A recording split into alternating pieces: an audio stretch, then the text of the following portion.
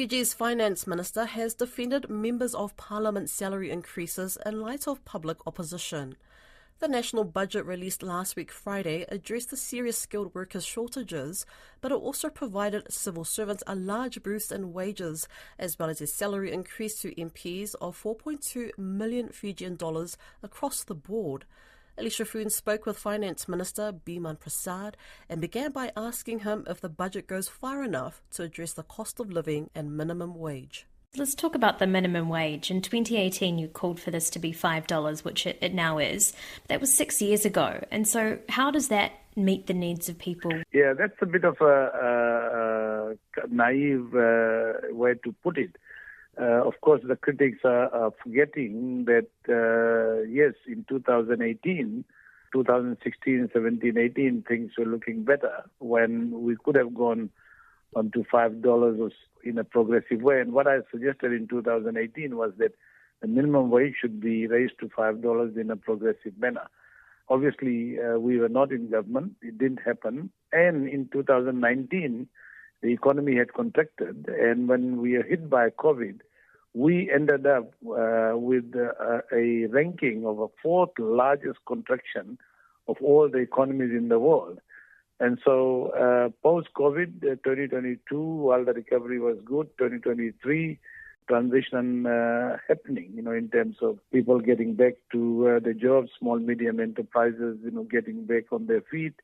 And therefore, we have taken a very considered approach where we have increased the minimum wage from $4 to $5. It's a significant increase based on the economic conditions and based on how we see, growth tapering off this year because of headwinds internationally. So I think, it's a very considered, timely movement in the minimum wages. But that increase is happening over two parts, 50 cents at a time, isn't it? Yeah, we are giving space for employers, especially small, medium enterprises, to adjust. So we're moving to $4.50 from 1st of August immediately next month. And we're giving about 9 months for employers and small, medium enterprises to adjust, and $5 effective 1st of April. Okay. There was also public outcry and disappointment about MPs' salary increases still happening despite there being a lot of opposition to this. So just over 4 million across the board. You've said multiple times that this is now a government that is open to criticism and democracy. So why did you not listen to the people of Fiji around these salary increases? Well, no, it's not about us not listening. As I said, there was difference of opinion within Parliament and within government, as you know very well, that we as a coalition partner did not vote for the increase in salaries. What I said during the budget speech was a lot of people don't know that when we came into government during COVID, all MPs and ministers took a pay cut of 20%. And when we came into government, we did not restore that.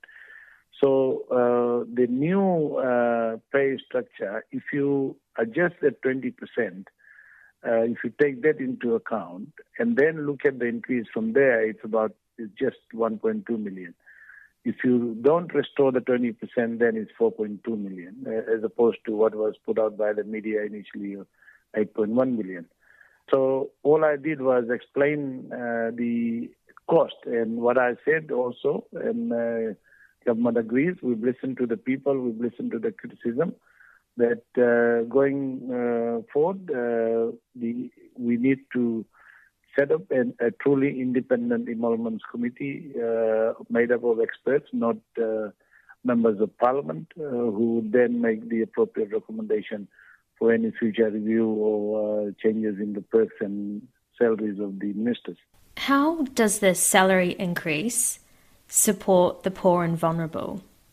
The salary increase in terms of what the civil service got, in terms of what the minimum wage is now, and we are also saying that because we've been losing a lot of people to places like Australia and New Zealand, the demand for labor has also increased. And so in the formal sector, there's already an increase of about 10 to 14% in salaries and wages. And so we are adding to that by addressing the fundamental issue of raising income. So if you look at our sugarcane farmers, our rice farmers, we have put in policies. We've provided, social wage subsidies for farmers. The highest ever cane price was received by farmers last year. It's even going higher this year to about $102 per ton.